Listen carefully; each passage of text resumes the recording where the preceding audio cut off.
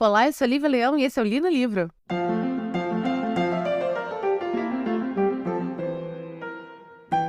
O livro de hoje, eu já vou dar logo o título, porque esse livro ele precisa ser nomeado desde o começo. O livro de hoje é A Ilha do Dr. Moreau, que era como eu falava, mas parece que o nome é A Ilha do Dr. Moreau, do H.G. Wells, o primeiro livro que eu leio de H.G. Wells. Esse livro foi o terceiro livro editado por esse autor e é um livro de 1896. O H.G. Wells, também conhecido como Herbert George Wells, é um britânico nascido em 1866, falecido em 1946. Então ele viveu aí tipo 80 anos, né, se eu ainda sei matemática. E ele era um romancista que estudou biologia e tem romances muito famosos, como, por exemplo, A Máquina do Tempo, O Homem Invisível e Guerra dos Mundos. Ele é conhecido por ser o pai da ficção científica. Se Mary Shelley era a mãe, ele era o pai. Ele também fez várias previsões em seus livros, como, por exemplo, a bomba atômica, em um dos livros dele. Aliás, ele tinha uma pequena fórmula em alguns livros depois na vida, que era uma fórmula onde as histórias sempre eram sobre a humanidade está caminhando para um cataclisma, para uma destruição, até que um personagem percebia que para se salvar a humanidade precisava, então, tomar atitudes que mudariam seus hábitos. Ele era simpatizante de Lenin, porém, ele era totalmente contra Stalin. Aliás, tem uma situação ali que eles se encontram, ele e Stalin, mesmo o H.G. Wells sendo britânico, e rola uma conversa onde ele meio que vira pro Stalin e fala assim: olha, eu particularmente acho que sou mais esquerdista que você, porque suas ideias são muito mais voltadas à dominação absolutista do que outra coisa. E, enfim, grandão sem medo. É assim que era H.G. Wells. E, particularmente, como eu cheguei em A Ilha do Dr. Moreau. Eu assisti um filme, acho que 2 semanas atrás, chamado Guardiões da Galáxia Volume 3. E pra quem não sabe, eu sou uma criatura que eu sou muito sensível a animaizinhos. E esse filme, que é o novo filme da Marvel, né, o último filme da Marvel, ele tem como o grande vilão, um vilão chamado o Alto Evolucionário. Acho que é o Alto Revolucionário, não vou lembrar. Mas enfim, uma coisa assim. The High Evolutionary, em inglês. Que é um cara que quer criar a raça perfeita, e então ele parte de horrendas experiências com animais e substitui membros por membros mecânicos. É uma coisa horrorosa, porque a intenção dele é dar para esses animais o poder da fala e da inteligência para que então ele consiga criar essa raça perfeita. E a gente vai ter toda essa história pelo ponto de vista de 4 animaizinhos, que é o guaxinim, a lontrinha, o leão marinho e o coelhinho. E é uma coisa assim, nossa, de um sofrimento, meu Deus, assim. Eu lembro que eu chorei tanto no cinema que eu fiquei enjoada. Sério, gente, eu fiquei, me embrulhou o estômago. E eu cheguei em casa, pobre do meu cachorro e a pobre da minha gata quase morreram de tanto que eu apertei eles, abracei, enquanto eu falava: ninguém nunca vai fazer mal pra vocês. Coisas desse tipo. E aí, o que aconteceu, porque eu fiquei meio obcecada com esse filme, e aí eu fui assistir vários podcasts e várias críticas sobre ele. E aí foi muito louco, porque a primeira crítica foi de uma mulher que eu amo, chamada Isabella Boscov. Maravilhosa, grande crítica de cinema. Ela tem um canal no YouTube. E aí, bacana que a Isabella Boscov compara esse personagem com um médico nazista que era o Joseph Mengele, né? Que fazia experimentos horrendos com judeus. Já outro podcast que eu ouvi, ele comparava esse personagem com o Dr. Moreau. E aí foi muito louco, porque aqui já começa, esse livro, ele é fabuloso, já vou falar isso pra vocês. Ele é incrível, ele é fantástico. Coloca nele lá o selinho do meme da Lady Gaga, que é fantástico, incrível, único, never the same, showstopper, tá ligado? É esse livro.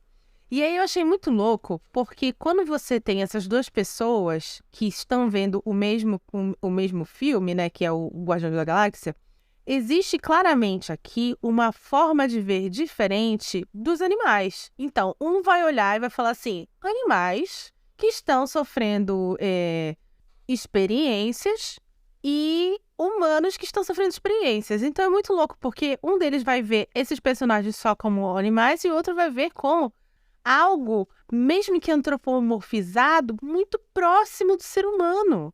E aqui que é o grande X da questão de A Ilha do Dr. Moreau. Em dado momento, é questionado o que faz alguém ser realmente humano. Sua origem, seu DNA. Cara, e assim, esse livro, ele tem desdobramentos e camadas que questiona todo momento o que é um ser humano. E a gente vai conversar sobre isso. Qual a sinopse desse livro? Esse livro conta a história de um rapaz, que eu não vou lembrar o nome, mas enfim, ele conta a história de um rapaz que ele está náufrago, ele estava num navio, afundou, ele ficou ali tentando sobreviver, e ele é resgatado por um outro navio que você tem vários animais, você tem um cara chamado Montgomery e o ajudante desse Montgomery, que é um cara que ninguém quer muito perto. E por quê? Porque ele é um cara estranho, ele é meio corcunda, ele é meio curvado, ele tem um corpo meio estranho, com proporções estranhas, o rosto muito escurecido. E aqui nós temos duas situações já de cara nesse livro. Primeiro, as comparações que esse narrador, é um narrador em primeira pessoa, ele vai fazer deste homem, que ele não saca de cara o que esse homem é, ele vai fazer comparações desse homem com pessoas negras. Ele vai fazer comparações desse homem com aborígenes, com nativos, né, não europeus. Beleza? Vamos guardar isso aqui. Segunda coisa que a gente vai guardar, o nome do navio onde esse cara é resgatado. O navio que resgata esse cara. O nome desse navio é Ipecacuanha. Sabe o que isso significa? Isso é uma planta muito famosa no Brasil, que era uma planta que foi muito usada pelos indígenas brasileiros contra o colonizador europeu. Porque essa planta, ela era laxativa e ela era anti-envenenamento. Então tem uma moça, que agora eu não vou lembrar também, desculpa, gente, eu sou péssima, coisa que vocês sabem muito bem. Tem uma historiadora que ela faz toda uma pesquisa sobre a medicina indígena contra as doenças trazidas pelo colonizador europeu para o Brasil. E essa planta, a Ipecacuanha, ela era muito utilizada. E justamente ela é o nome do nosso barco. Então aqui, fiquem com isso na cabeça.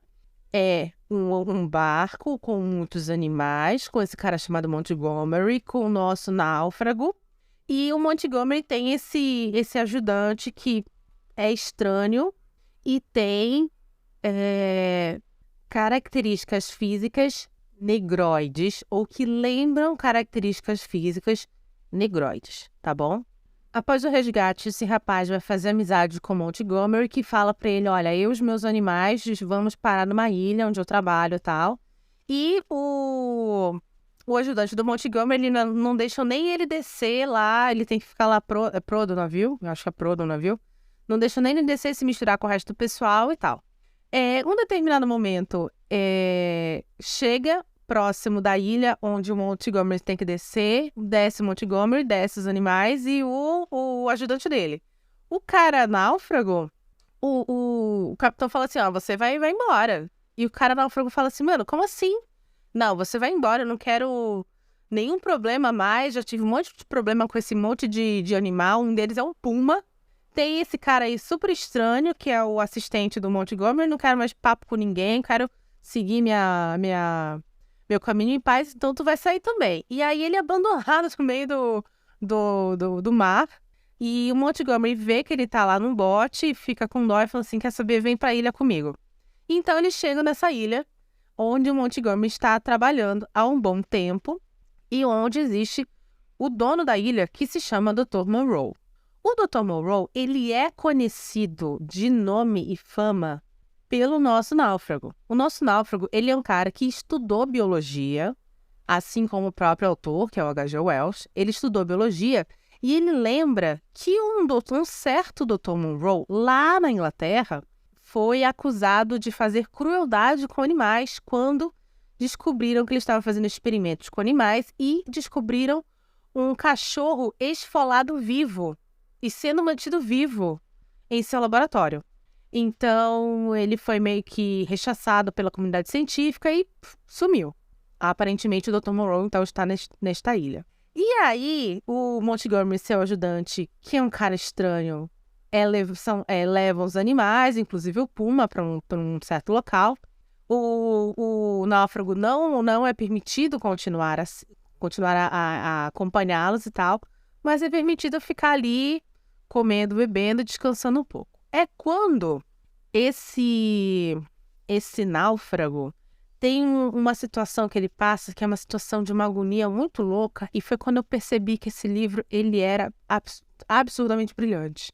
Existe uma cena onde o puma que chegou com ele no navio é levado para o laboratório do Dr. Monroe, que é uma casa afastada de onde o Monroe e o Montgomery e o náufrago ficam. E aí ele tá lá descansando depois de comer, tal, e aí ele começa a ouvir gritos de dor horrendos. E esses gritos ele sabe que é do puma que foi parar lá naquela casa, naquele laboratório improvisado. E ele fala uma coisa muito louca, porque ele diz assim, que o problema não é a ideia de uma criatura estar sendo torturada ou de uma criatura estar sendo cruelmente manipulada. O problema é quando a dor desta criatura encontra uma voz. Porque ele fala que quando essa dor encontra essa voz e essa voz não cessa, então essa voz começa a incomodar todos ao seu redor.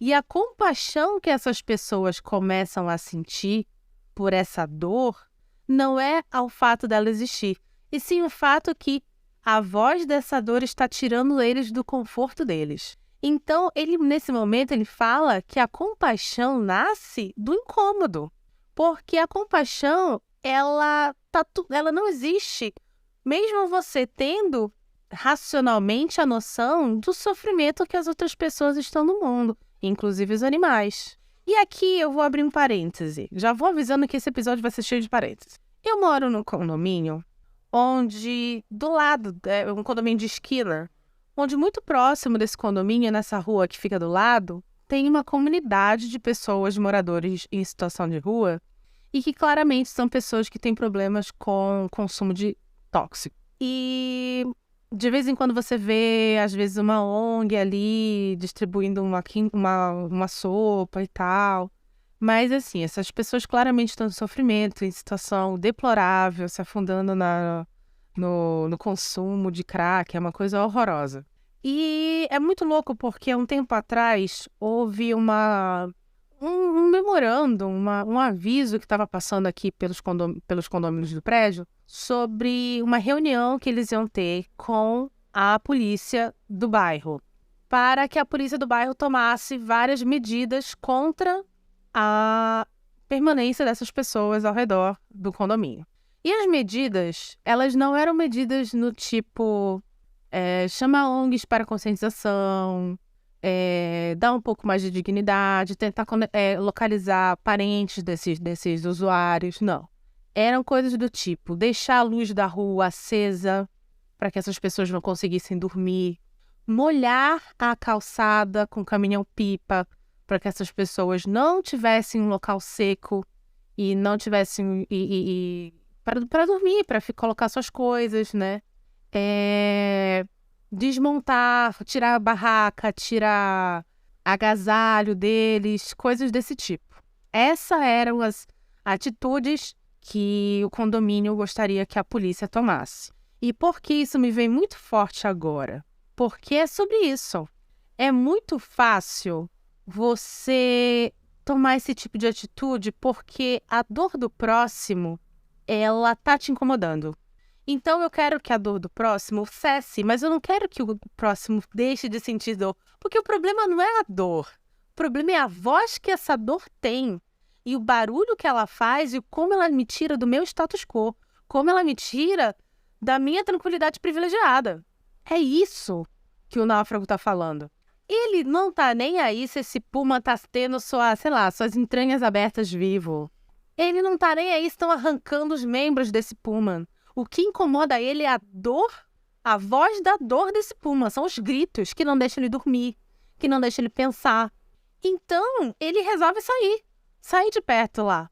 Ele não vai ver, gente, pelo amor de Deus, a gente precisa ajudar essa criatura. Ela tá em sofrimento agudo. Não. Ele vai embora. E esse sentimento de incômodo que faz ele se afastar e não ajudar, o personagem dá o nome de compaixão. Cara, gente, e eu tô falando, esse é um livro bem pequenininho. Isso aqui é as primeiras 50 páginas, tá ligado? É daí pra pior esse livro. Esse livro é muito fantástico, mas ele é um livro muito complicado de se ler, porque ele toca em situações muito difíceis. E é um livro escrito em 1896. 1896, o cara tinha 30 anos quando ele escreveu isso aqui. É muito louco. E tem mais loucura ainda, mas eu vou dar um pause, porque assim, se eu for mais pra frente dentro da história, que eu vou precisar, porque esse livro, assim, do começo ao fim, é um sangue na nossa cara, eu vou precisar entrar mais dentro da história e eu não quero dar spoilers pra ninguém que queira ler esse livro. Então eu vou parar aqui e chamar os nossos patrocinadores. Caso você não queira ouvir spoilers. Caso você queira ouvir spoilers, é só esperar que assim que acabar o nosso reclame, a gente volta, tá bom?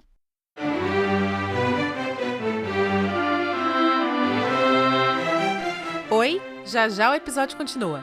Mas antes eu queria agradecer a sua audiência e te lembrar que o Li no Livro é um podcast independente e sem patrocínio.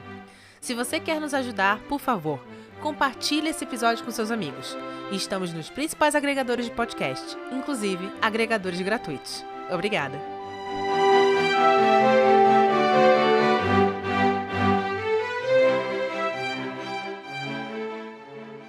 Pois muito que bem, vamos continuar.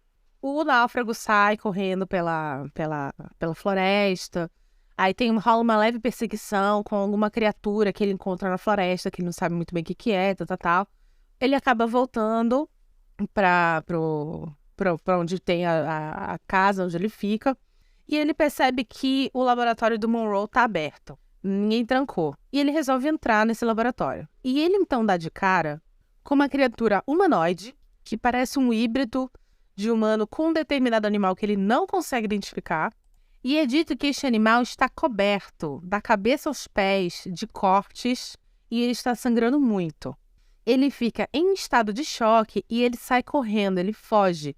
Porque na cabeça dele, o que o Monroe faz? Ele transforma seres humanos em animais. Então ele sai correndo. E nesse que ele sai correndo, ele se perde meio que pela floresta, até que ele encontra uma vila de casas. E aí, quando ele se aproxima dessa vila, ele encontra uma série de híbridos, humano e animais. E isso é muito louco, porque esses híbridos, eles são humano, e não é assim, humano com um outro animal. É humano com vários animais. Então, é hiena, porco, enfim, é uma loucura, é uma coisa caótica. E ele fala que ele observa de longe um grupo de criaturas que parecem que são híbridos com suínos. E aí são dois ou três homens e uma mulher, né? E uma fêmea. E eles meio que fazem um sexo grotesco ali e tal. Enfim, ele fica meio enlouquecido, mas ele é meio que acolhido por essas criaturas ali. E ele na cabeça dele, o grande mal é o Monroe. E aí ele fica, então, escondido nessa vila com essas criaturas, e ele percebe que essas criaturas, elas servem um código, que foi um código desenvolvido por elas mesmas, que é um código do tipo assim, não podemos andar de 4, não podemos sugar a água, temos que tomar com um copo, não podemos comer peixe ou carne vermelha, crua, né?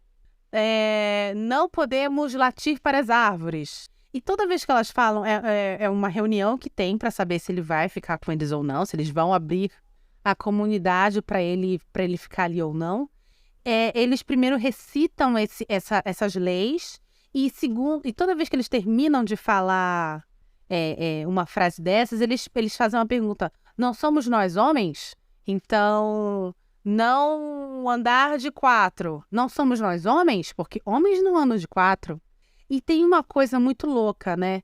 Que também acabei viajando pra cacete quando eu tava lendo esse livro. Que é as mãos. Ele fala muito que as mãos são todas não humanas. Que a única criatura que tem as mãos próximas dos humanos é o ajudante do Montgomery, que a gente aqui acredita que é um híbrido de macaco, de gorila.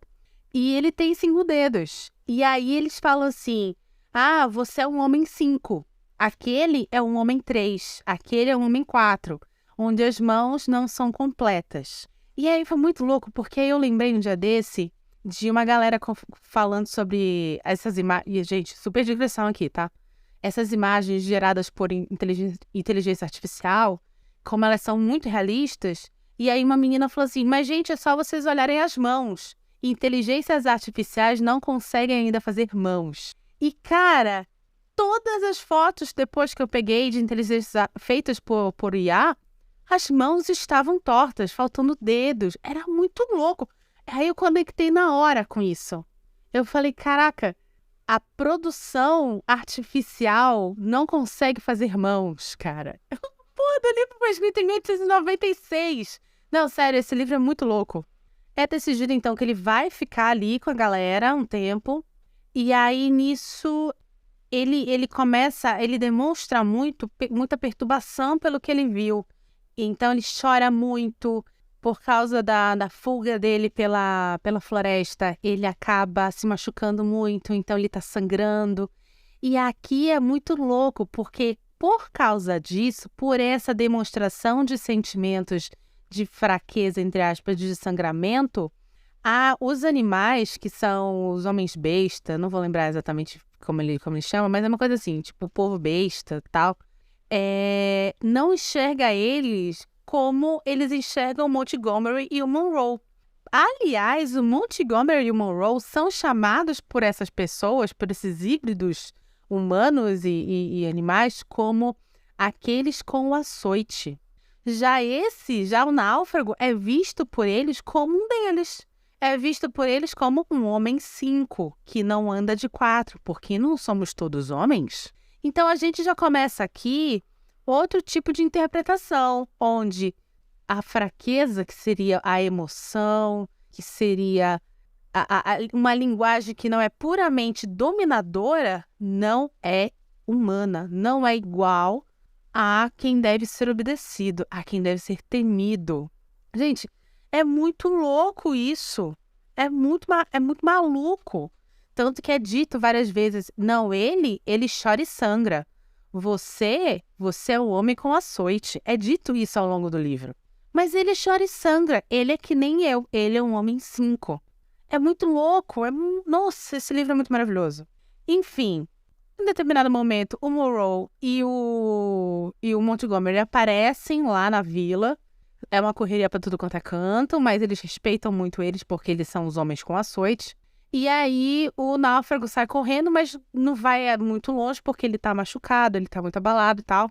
E aí meio que ele é capturado e levado até o Monroe. E eles têm uma conversa, que é uma conversa que, assim, eu assisti o filme, a adaptação pro cinema desse livro, que é uma adaptação que eu não lembro de ter gostado muito porque eu tenho poucas lembranças. Mas quando eu tava lendo esse livro, tudo que me veio na cabeça era o Marlon Brando, porque ele que faz o Monroe, né, no filme, é o Marlon Brando falando essas coisas, porque o Monroe aqui, ele vai esclarecer para o náufrago que ele não está transformando homens em animais. Aliás, esse era o grande medo do náufrago, né, ser a próxima vítima.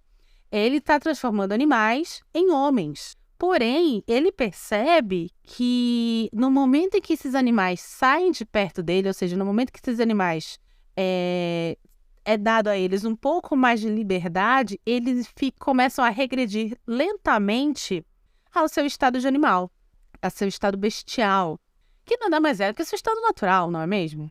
Eu fico pensando, né, do seu estado natural, gente. E então, por causa disso, ele não considera que atingiu a espécime perfeita, porque ele tem ainda esse problema da regressão desses híbridos. E é por causa disso também que ele tem um problema muito sério em liberar de cara híbridos recém-feitos, porque se esse híbrido comer, por exemplo, uma carne vermelha crua, a regressão ao estado bestial é mais rápida, enfim. E aí é quando o náufrago finalmente vai tocar no assunto do puma, que a gente vai descobrir que era uma fêmea, e ele fala, tá, mas você precisa submeter essas criaturas a uma tortura e uma dor tão inimagináveis? E aí, outro momento fantástico desse livro, o Monroe, ele vai pegar um bisturi e ele vai enfiar esse bisturi em um determinado ponto da sua própria coxa, que ele diz assim, olha, se eu enfiar um bisturi aqui, não vai ter uma dor tão grande, mas vai doer. Mas eu consigo controlar essa dor. Eu consigo porque eu sei onde está tocando. Eu tenho o conhecimento racional disso. Logo, a entregador nada mais é do que um lance irracional. Então, estes animais, eles precisam passar por tudo isso, eles precisam passar por essa dor para conhecê-la e começar a controlá-la e assim se tornar seres racionais. Cara, isso é, mais uma vez, um estabelecimento do que seria, então, algo que a gente pode levar ou não em conta. Ah, não, tudo bem, tal pessoa, tal criatura passar pelo que ela passa, porque se ela não passar, ela não vai evoluir. E sim, gente, a gente começa aqui a ter um flerte com alguns dogmas de algumas religiões muito claros que vão, mais para o final do livro, ser escancaradíssimos. Não, tudo bem toda essa tortura, tudo bem todo esse sofrimento para que ela se torne uma criatura evoluída. Uma criatura que está, na verdade, que se diz evoluída dentro do que eu acredito que é evolução. Porque, andar de 4 é ruim, né? Porque ter vários parceiros é horrível, né? Mas eu posso torturar esta pessoa e fazer ela sofrer para que ela volte, para que ela, na verdade, evolua aquilo que eu acredito que é o correto. Lembra que no começo, ainda não vou introduzir isso para vocês, porque para mim foi quando eu terminei de ler esse livro, foi a grande teoria que eu desenvolvi. Vamos esperar mais um pouquinho para vocês entenderem em que ponto que eu estou realmente tentando chegar com a interpretação desse livro. Enfim, o náufrago ele vai entender, não sei como, esse lance do Monroe. Ele vai começar a trabalhar com ele junto com o Montgomery, até que um dia essa mulher puma, que está lá no laboratório presa todo esse tempo, se liberta, porque ela é extremamente forte. E no momento que ela se liberta, ela sai correndo, e aí vai Monroe, Montgomery e o náufrago atrás dela. Em determinado momento eles vão se separar, e quem vai enfrentar ela sozinho é o Monroe. E quando o Monroe enfrenta ela sozinho, eles morrem juntos. Ela morre de tiro, né? Acho que ele dá um tiro na cara dela, e ela mata ele, porque enfim, ela ainda é um puma, né? E aí o que vai acontecer é que a gente tem aqui a perda do açoite principal, que é o Monroe. E aí é dito que eles estavam há 11 anos nessa ilha fazendo esse tipo de experimento. Tanto que o começo não são animais com características antropomórficas, e sim animais pequenos, que é uma espécie nova de coelho e coisas desse tipo. E aí todo mundo fica enlouquecido, os híbridos ficam enlouquecidos, não sabem o que fazer, porque eles foram criados pelo Monroe para obedecer a Monroe, e agora ele está morto. E aqui foi quando esse livro deu checkmate na minha cara. O náufrago toma a palavra do Montgomery, que está tentando acalmar a galera, e fala, não, o Monroe não morreu. O Monroe está em um local onde você não pode vê-lo.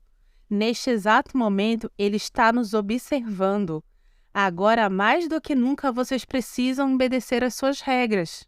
Ele cria Deus nesse momento. O Monroe, no fundo, sempre quis ser Deus, porque ele estava, obviamente, criando uma nova espécie. Mas agora ele vira Deus realmente pelas mãos do náufrago, quando ele se torna, além do Criador, a criatura onisciente, que tudo vê, que está em todo local. E aí, meus queridos, aqui é quando esse livro... Aqui é quando eu falei assim, ok, melhor leitura de 2023 até agora, fácil. E olha que tem muita coisa boa que eu li esse ano, tá? Mas realmente essa daqui, fácil, melhor leitura de 2023. Aí o que acontece é que, por causa dessa loucura, o Montgomery, que tá, assim, destroçado, porque, mais uma vez, passou 11 anos obedecendo o Monroe, então você sente que a perda do Monroe não é só uma perda para os híbridos, mas também para o Montgomery. Ele tem a brilhante ideia de liberar a birita, a malvada cana, para esses híbridos, que tomam um puta porre, tem uma mega briga e ele morre tentando separar essa briga. Então, o único humano, entre aspas, né, que fica na ilha com os híbridos é o náufrago.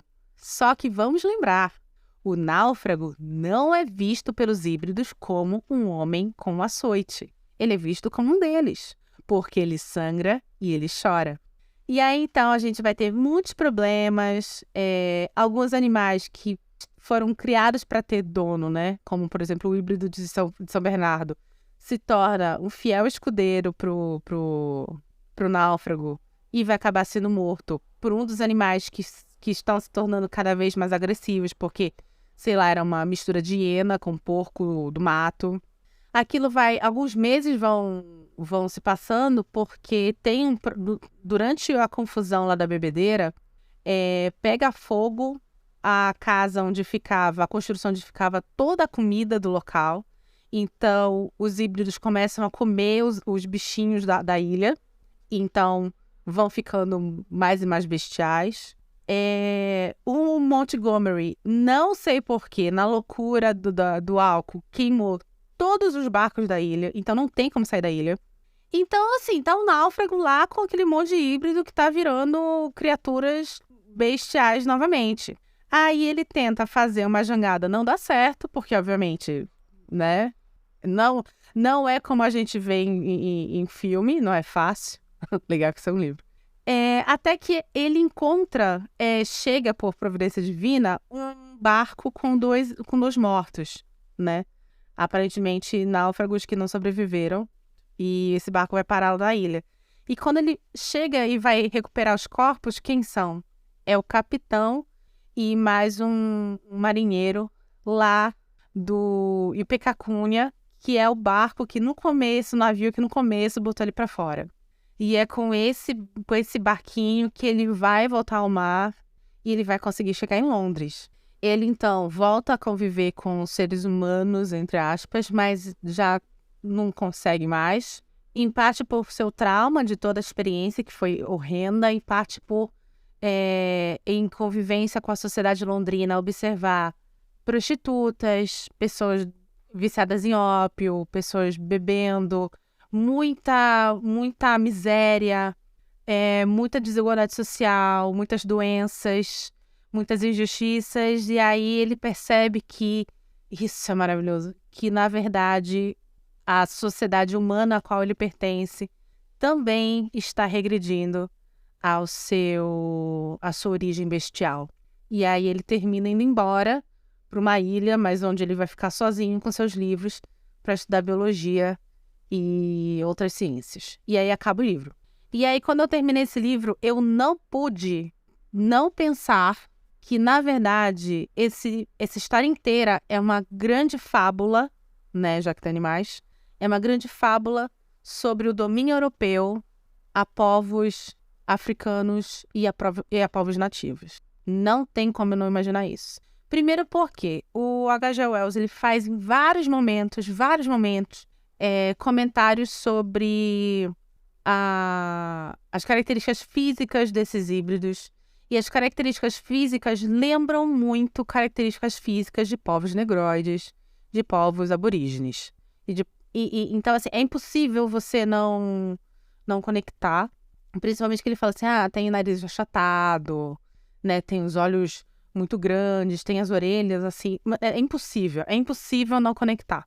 Só que quando eu comecei a ler, logo quando ele fala isso do ajudante do Montgomery, eu pensei assim, nossa, será que esse livro, ele tem uma conotação racista, né? Pô, claro, 1896, mas será? Não sei o que e tal.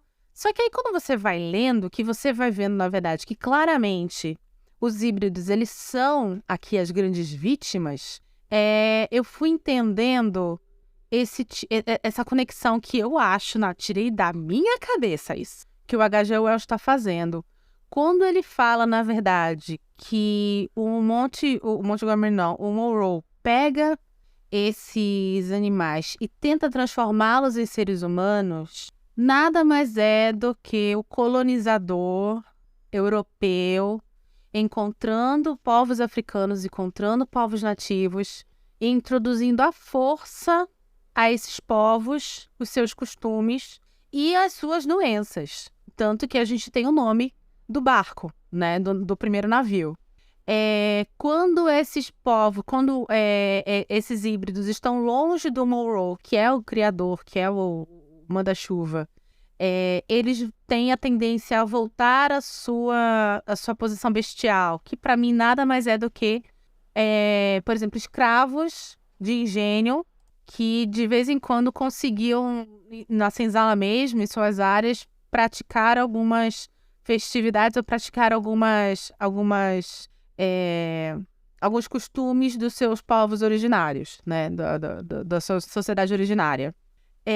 Quando todo esse lance da dor, que a dor precisa ser vivida, precisa ser infligida para que eles possam evoluir. Isso tem muito na minha cabeça, gente. Por favor, eu não quero ofender ninguém que esteja ouvindo esse podcast, mas isso tem muito na minha cabeça sobre essa coisa do sofrimento cristão, que precisa sofrer, porque é o santo que foi, sei lá, torturado e desmembrado, e mesmo assim conseguiu ascender aos céus, porque encontrou o nosso Senhor na grande... Um mártir, né? Num mártir.